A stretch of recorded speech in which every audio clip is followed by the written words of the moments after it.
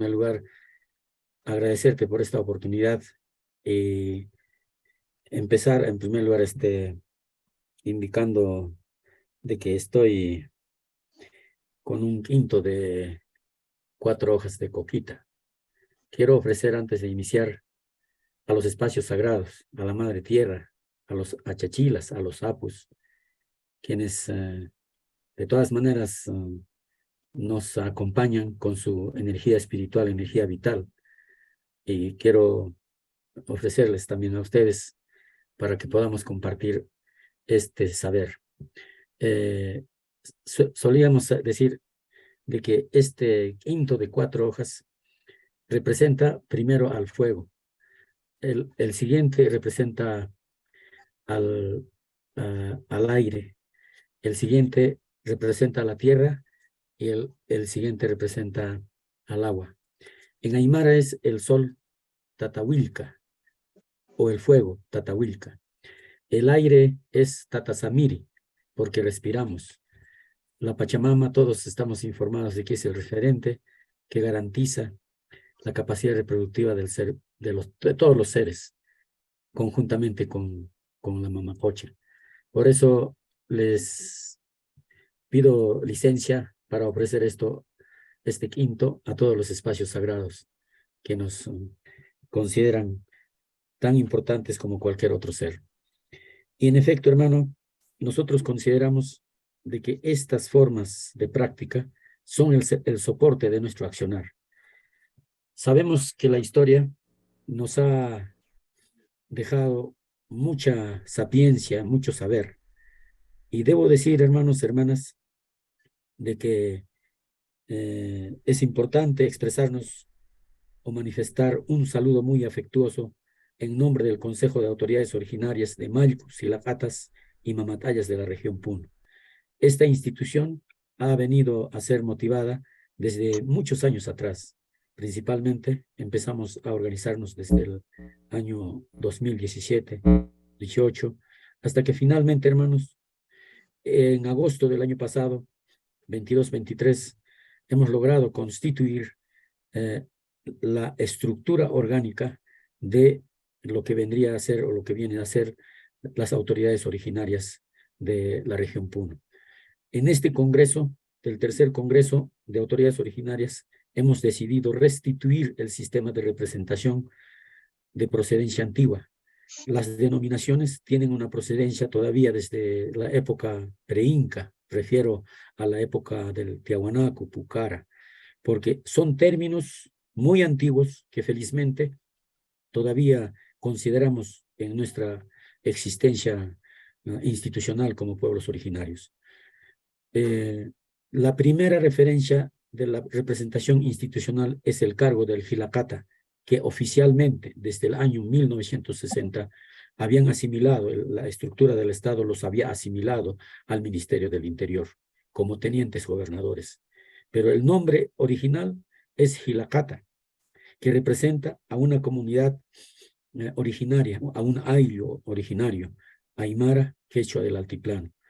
He estado indagando si todo esto también era generalizado a nivel del Tahuantinsuyo, pero tengo que decir que esta denominación ha estado preeminentemente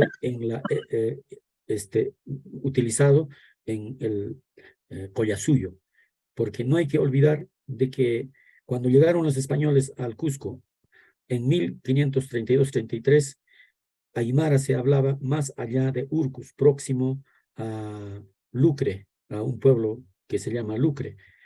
Y el arqueólogo Barrera Murillo, Manuel Chávez Bayón, de la escuela cusqueña, incidían de que el Collasuyo partía de la plaza principal del Huacapata, ¿no?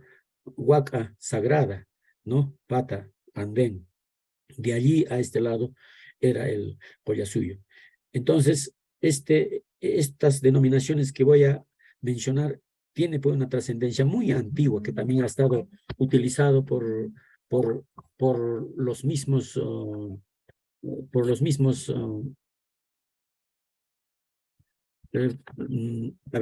pobladores de todo lo que venía a ser el Umasuyo y el Orcosuyo.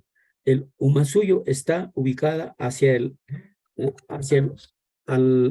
la cordillera del, eh, del Carabaya, el Umasuyo. Umasuyo porque en toda esa zona existe, hermanos, bastante agua, ¿no? Del Uma quiere decir agua, suyo, territorio, y al otro lado, en otro flanco de la cordillera occidental, todo eso es lo que viene a ser el Orco suyo, ¿no? Entonces, creo que es importante ubicarnos en la parte del territorio. En ese espacio es donde nos desenvolvemos tanto los aymaras y los quechuas. Ahora, la siguiente representación viene a ser el Malku. Un poco para que comprendamos, voy a utilizar la estructura territorial contemporánea. Sijilakata corresponde a las comunidades originarias, a los Ayllus, ¿no? Y Malku refiere al distrito. Y esa es una representación también muy antigua. Y hay otro término o otra representación que se llama Hachamalku, que viene a ser territorialmente, refiere al representante provincial. Y Apumalcu es la representación de la región, ¿no? En este caso, digamos, del Collasuyo, ¿no?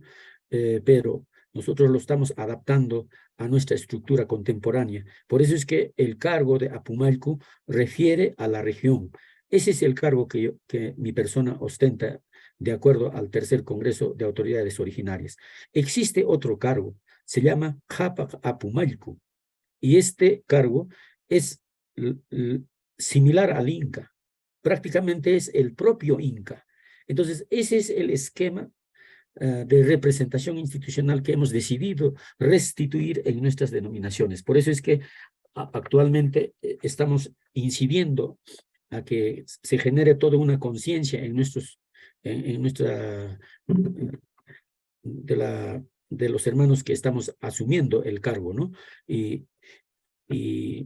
creo que es importante mencionar este referente en primer lugar, ¿no? Entonces, hermanos, el otro tema que quiero mencionar, estimados hermanos, es que todas las formas de pensamiento, todas las formas de acción, está fundamentalmente avalado por toda una estructura. Yo particularmente considero de que los pueblos indígenas originarios hoy todavía vigentes somos los remanentes de una estructura institucional, de un Estado que vino antiguamente a ser el Tahuantinsuyo.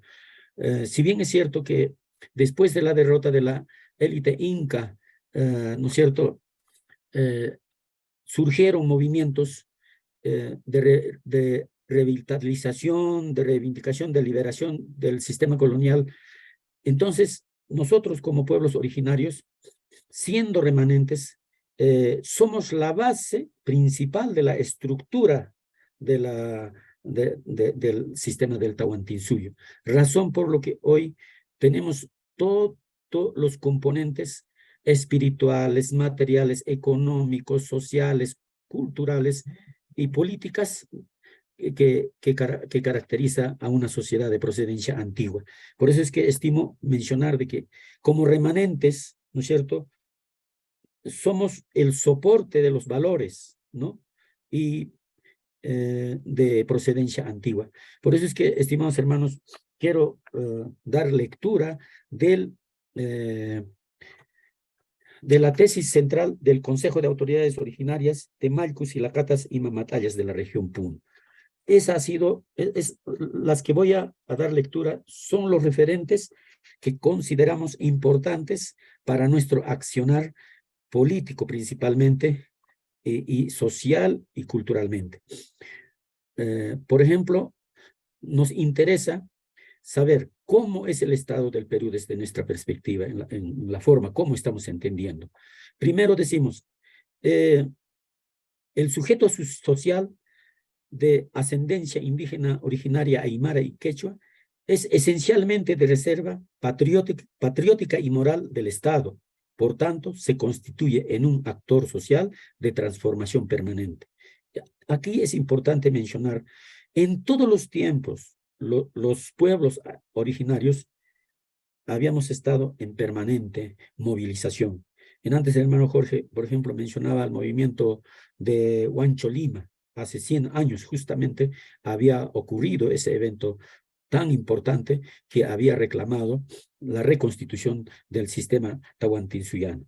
Segundo, el Estado peruano, desde su creación como república, es un país en crisis total, de formación capitalista neoliberal, proveedor de materias primas, de carácter extractivista y dependiente de explotación transnacional. Eso creo que queda muy claro porque en las reuniones anteriores muchos de los hermanos que nos han acompañado en este tipo de eventos han mencionado de que el país, el Perú como república, nunca se ha constituido como tal, sino es una república totalmente discriminadora, racista. Tercero, el Perú es un estado socialmente excluyente, ¿no? Racista, discriminador, que implementa campañas de etnocidio, ¿no? Respaldado por la casta militar, policial, mercenarizada, por la minoría de privilegiados ricos, cuya riqueza es producto de actos de corrupción y saqueo de nuestras arcas del Estado. Cuarto, los gobiernos del país que ejercen el poder en el aspecto económico-financiero fomentan y promueven el saqueo de nuestros recursos naturales. Refiere al gas, petróleo, minerales, tierra, etc. Mas no impulsaron su transformación y o su industrialización. Solamente favorecieron económicamente a sus familias y su partido, generando desempleo y subempleo dependiente de modelos occidentales alienantes, élites, oligopolios y monopolios, que no permite la formación de una oligarquía nacional y patriótica independiente de la presión transnacional. Quinto, los representantes de la derecha no permiten ni permitirán un gobierno de raíces andinas u originarias. Eso es lo que hemos vivido en este último tiempo. El delito de Pedro Castillo ha sido ser hijo de campesino, ser un rondero y ser un profesor rural. Y sabemos cuál es el desenlace hasta el momento vivido.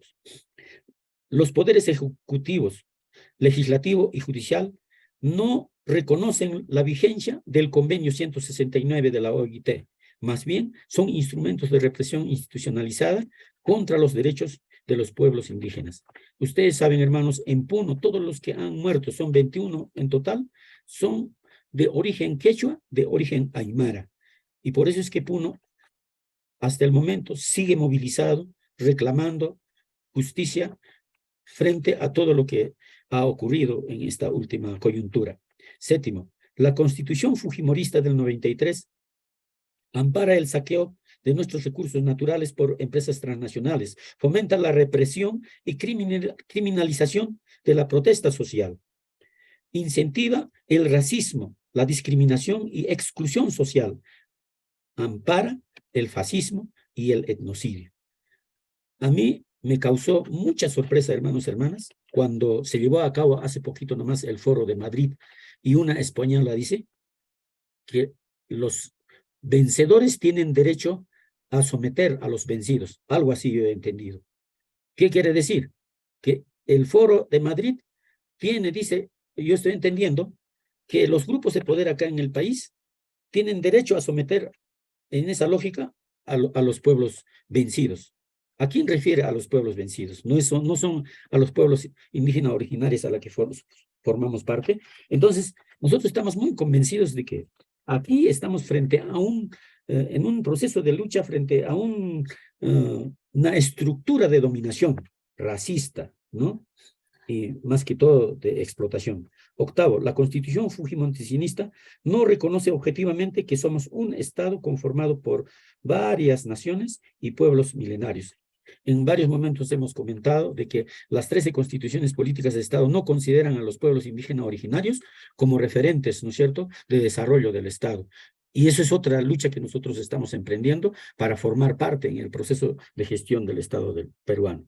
Noveno, hasta ahora vemos que el país está capturado por un grupo de poder por lo mismo que su riqueza lo obtuvieron a través del saqueo de las arcas del Estado y el control de nuestros recursos naturales en alianza con grupos de poder transnacionales. Eso es evidente, ¿no? No podemos decir lo contrario, sino los grupos de poder han empezado a concesionar nuestros territorios, nuestras tierras de nuestras comunidades, nuestros cerros que son considerados como espacios sagrados, como apus, como achachilas, lugares sagrados en donde nosotros permanentemente realizamos nuestros procesos rituales, ¿no?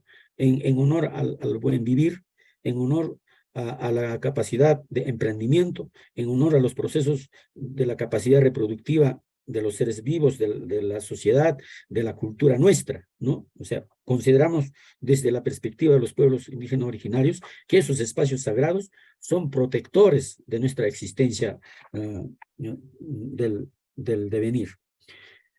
Entonces, frente a ese marco, más o menos, hermanos, hermanas, nos estamos preguntando, ¿qué cosa es lo que debemos hacer frente a eso? ¿Qué hacer? ¿No? Entonces, lo que nosotros estamos planteando es, ¿no? Emprender un proceso de transformación a través de la insurgencia desde el pensamiento y la racionalidad de los pueblos aymara y quechua y pueblos amazónicos. Debo incluir a los pueblos urus, porque si bien es cierto que están en un proceso de extinción, pero existen los hermanos urus acá en el altiplano. Al respecto, debemos decir de que somos conscientes de que cualquier modificación y o transformación real del Estado estará dirigido y orientado por aymaras, quechuas y pueblos amazónicos.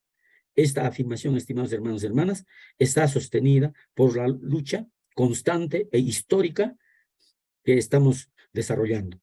Segundo, somos pueblos milenarios que practicamos valores de procedencia antigua, como la solidaridad, reciprocidad, complementariedad, basada en la unidad, en la diversidad. No somos, pues, pueblos separatistas. Somos, pues, pueblos inclusivos, siempre, ¿no? Razón por lo que en nuestros rituales, por ejemplo, en muchos casos aparecen las imágenes de Cristo, en el discurso aparece el Padre Nuestro, en algunos casos, porque en los procesos rituales aún todavía mantenemos nuestros discursos muy originarios, sin considerar los referentes del occidentalismo. Pero sin embargo, sí encontramos a algunos yatiris, algunos yachas, que sí utilizan discursos del cristianismo, por ejemplo. Por eso nosotros nos consideramos inclusivos. Tercero, nuestra reafirmación en la lucha por la vigencia de las principales garantías democráticas y la vigencia del derecho consuetudinario y la aplicación del convenio 169 es importante para nuestra existencia. Por eso es que estamos amparados, ¿no es cierto?, en la constitución política de nuestro país también, ¿no?, en la declaración de los derechos fundamentales de la persona, ¿no?, donde dice que toda persona tiene derecho, ¿no es cierto?, considerando lo siguiente: a la vida, a la identidad, a su integridad moral, psíquica y física, y a su libre desarrollo y bienestar, ¿no? El concebido es sujeto de derecho en todo cuanto le favorece. B, a la igualdad ante la ley. Nadie debe ser discriminado por motivo de origen, raza, sexo, idioma, religión, opinión, condición económica o de cualquier otra índole, como también establece el inciso 19. Y su identidad étnica y cultural. El Estado reconoce y protege la pluralidad étnica y cultural de la nación. C, implementar en su magnitud el artículo 89 de la Constitución. Las comunidades campesinas y las nativas tienen existencia legal y son personas jurídicas. Son autónomas en su organización, en el trabajo comunal y en el uso de la libre disposición de sus tierras, así como en lo económico y administrativo. Acá es bien claro, ¿no? O sea, estas normas a nosotros nos están garantizando nuestra existencia como comunidades originarias, ¿no? Sostenemos que nuestro proceso social es inclusivo. No negamos la existencia de otros actores sociales emergentes que se amalgaman en nuestra sociedad con características de identidad nacional. Tercero, nuestro horizonte está marcado hacia un devenir en Pachacuti, porque nos reconocemos en un Estado plurinacional, que agrupa a todas las naciones milenarias y emergentes e interculturales. Este concepto de Pachacuti creo que es importante enfatizar. El Estado peruano, los grupos de poder, están, nosotros decimos, de miedo, de temor, por lo mismo que se ha generado una conciencia política, ¿no? En la población originaria, aymara quechua. Se ha generado una conciencia en donde estamos predispuestos a discutir, a redactar un nuevo contrato social. A continuación, vamos a dar a conocer nuestra lucha, es orientada a lo siguiente. En la convención, nosotros hemos dicho que esta coyuntura no es una simple huelga, sino hemos dicho y hemos evaluado y calificado de que este es un levantamiento, ¿no? Y ese levantamiento está determinando sobre lo siguiente: revitalizar la memoria histórica, nuestra resistencia cultural, económica, política, administrativa, jurídica y social en base al pensamiento y sabiduría desde nuestras comunidades originarias. Segundo, visibilizar nuestra existencia en el Estado como naciones milenarias, con formas de organización social, política, económica y cultural propias. Eso es importante mencionar. Tercero, contrarrestar y denunciar toda forma de discriminación y racismo en todos los espacios de poder y función pública. Cuarto, identificar y aislar toda forma de colaboracionismo con nuestros enemigos y sus instrumentos de dominación y represión, como también en sus representantes que se infiltran en los partidos y movimientos. Impulsar, promover un nuevo contrato social vía asamblea constituyente a través de un referéndum con participación de los pueblos y naciones originarias. Sexto, revitalizar nuestra esencia democrática comunitaria en la elección de nuestros representantes bajo el sistema multigeneracional. Efectivamente, nuestras formas de elección es bastante originaria y natural, que tiene una trascendencia. Este es un tema muy importante a considerar. La población elige a sus autoridades, ¿no? Por lo tanto, es legítima. En cambio, los subprefectos y los prefectos son solamente personas de confianza designados por el gobierno de turno. Por lo tanto, para nosotros no son legítimos. El otro tema es organizar eventos, reuniones para impulsar y acentuar la práctica de los valores ancestrales. Octavo, organizar la resistencia antifascista contra el actual gobierno y sus guardianes militares y policías, que generó muchos asesinatos, muerte de inocentes, de nuestros hijos, hermanos y hermanas, y madres y padres. Organizar el control social en todas las instituciones del Estado, como parte de la función de las autoridades originarias reconocidas por el convenio 169 de la OIT. Esto es importante mencionar porque las autoridades originarias asumimos un control fiscalizador no solo a los gobiernos locales, sino también a los ministerios de educación, de salud y programas que el Estado tiene. Siempre hemos practicado eso. Finalmente, mantener nuestra independencia y autonomía de la injerencia del Estado como autoridades originarias electas y sometidas a la democracia comunitaria, tal y como fue y es nuestros usos y formas de vida socioculturales en nuestras sociedades comunitarias. Este es un tema bien interesante, por lo mismo que cuando nosotros somos posicionados como autoridades originarias, entonces el respeto es único. Y para que seamos respetados, tenemos nuestra identidad indumentaria. Por eso es que utilizamos esta chalina que representa al camino del Capacñán, representa al Hachataki, o sea, al camino sagrado ancestral. Este poncho representa al territorio de tu comunidad. El sombrero representa a la sombra que debe tener la población a quien tienes la oportunidad de gobernar, ¿no? Y nosotros en gran parte, en nuestras zonas, casi todas las comunidades llevamos flores, 4 flores en este lado, 4 flores en este lado. Y sucede que este es de género masculino, conocido originalmente Malku, y este lado es de género, representa al género femenino, conocido como Talla. Entonces, acá, por ejemplo, podemos comentar brevemente de que tanto Malku, género masculino, Talla, género femenino, está simbolizado la relación de equidad, no sé, creo que eso son términos que últimamente se van utilizando, ¿no? El varón no es más que la mujer, ni la mujer es más que el varón. Ambos tienen el mismo nivel de trato, porque cuando asumimos el cargo como autoridades originarias, no es que el varón predomina a la mujer o la mujer predomina al hombre.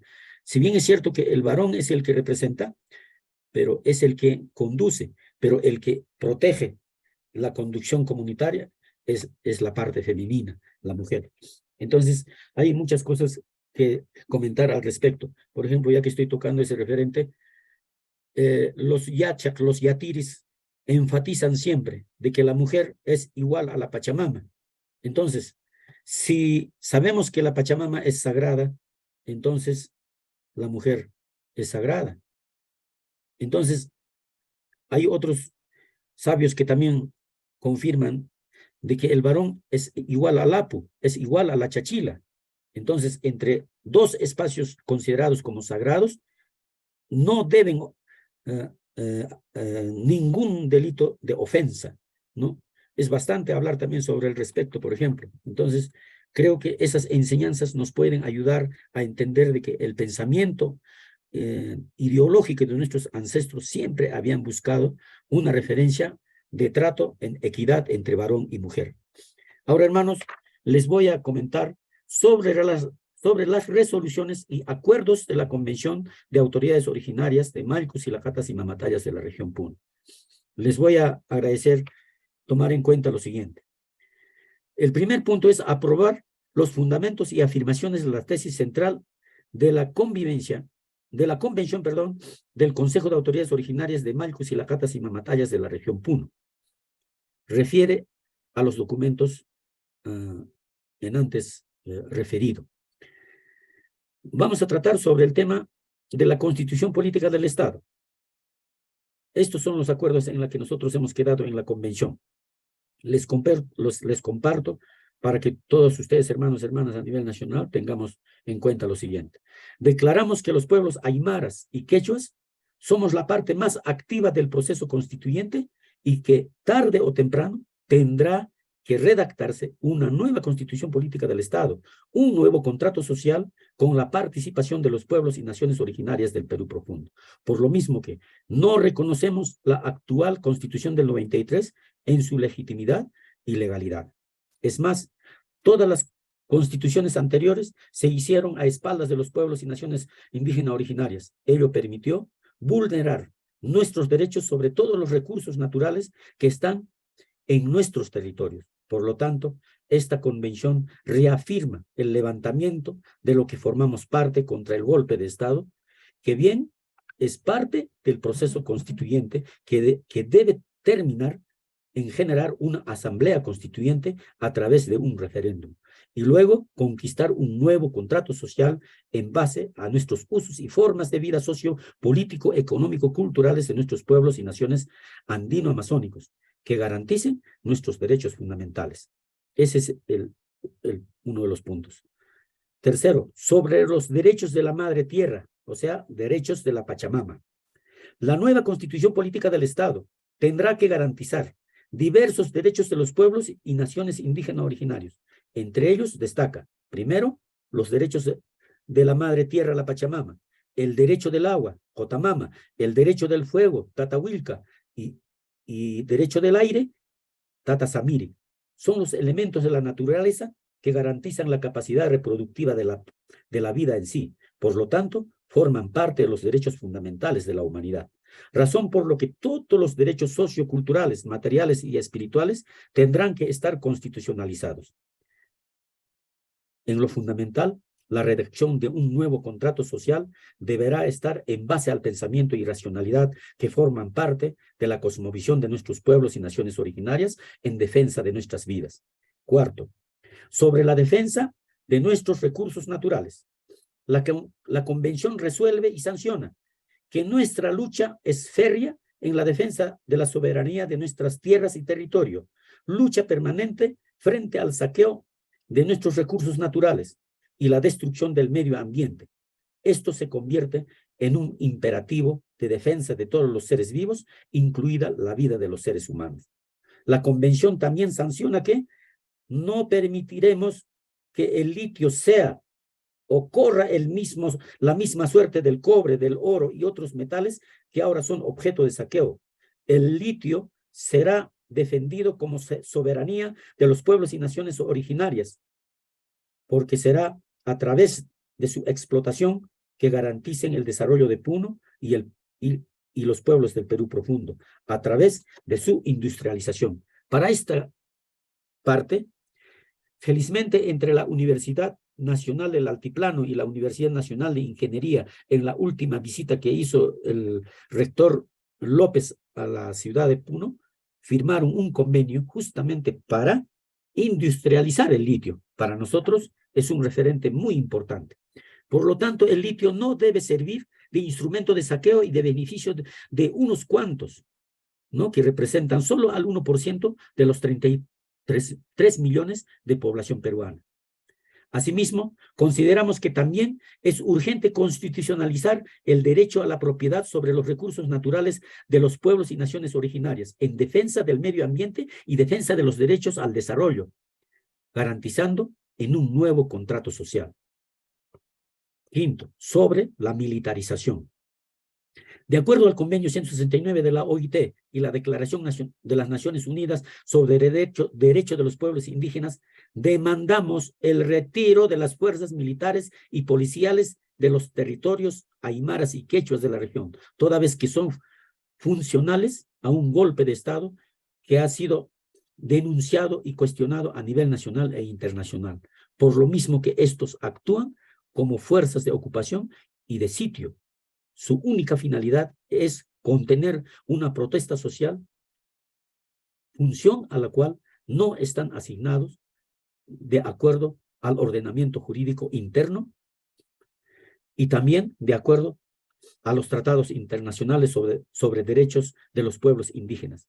Son fuerzas de ocupación que actúan al servicio de la alianza política de los grupos de poder que están gestando este golpe de Estado y que están sometiendo y sumergiendo a una grave crisis política y también una grave crisis humanitaria en los territorios indígenas de Puno y el país.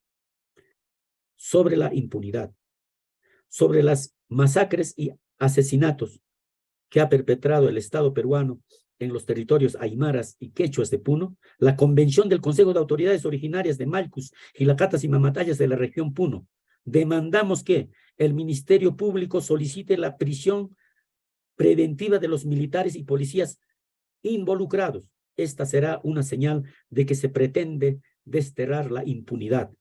Y si no lo hicieran, los pueblos y naciones originarias, a través de sus autoridades, haciendo uso de sus formas de vida como socioculturales, tomarán las medidas necesarias para que dichas muertes no puedan quedar impunes.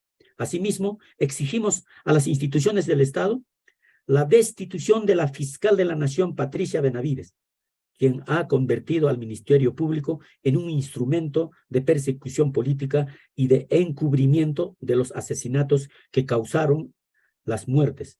Y además, la fiscal de la Nación representa al interior de esta institución a un sector de corrupción. Por lo tanto, su presencia no presta ninguna garantía en el cargo que ostenta para que el Ministerio Público pueda cumplir su rol constitucional. Séptimo, sobre la persecución y criminalización de la protesta social. La Convención del Consejo de Autoridades Originarias de Malcus, Jilacatas y Mamatayas de la región Puno resuelven.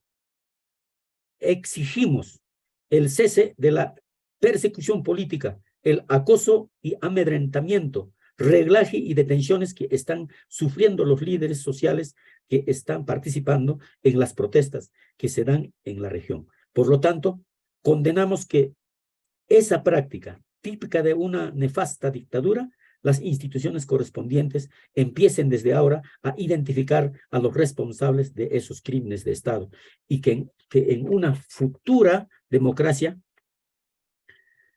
sabremos señalarlos para que sean sancionados e inhabilitados conforme mandan las leyes. Exhortamos respetuosamente a las organizaciones de los derechos humanos, a la comunidad internacional, a redoblar esfuerzos para garantizar la vida de los líderes sociales, de defensa de los que están siendo prisioneros y también la defensa de los sometidos a proceso penal, que no es otra cosa que persecución penal. Es más, manifestamos nuestro desagravio colectivo unánime a favor de nuestro hermano periodista de nombre Ludomir Fernández del diario La República, por haber cumplido una valiente labor en defensa de la verdad. Hacemos esta resolución en defensa del derecho constitucional de la libertad de expresión y la libertad de prensa en un contexto en donde los principales medios de comunicación del país forman parte de la orquesta que viene desarrollando, implementando el Estado golpista. Y cualquier periodista local o regional que informa por la verdad es perseguido, atacado y señalado como asusador.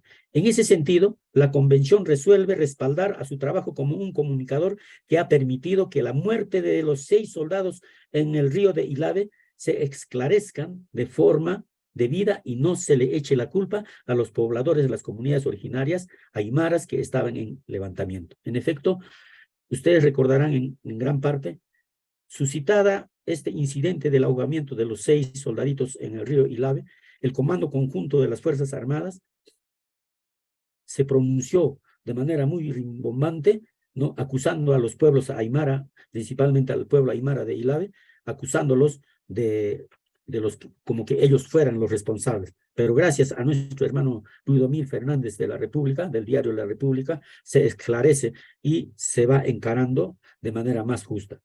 Finalmente, al respecto de las subprefecturas y prefecturas, resolvemos no aceptar las nominaciones o nombramiento de los subprefectos distritales y provinciales, ni mucho menos al prefecto regional de Puno, sugeridos por el gobierno central. Esto obedece a que el Ministerio del Interior, a través de las subprefecturas designados con resolución, como es el caso de la provincia de Chucuito, desconoce a nuestras autoridades originarias, oficialmente conocidos como tenientes gobernadores, amenazándoles que si ustedes van a usar los sellos con la membresía del Ministerio del Interior, serán denunciados, indicando además que cada comunidad debería presentar una terna para asumir el cargo de teniente gobernador.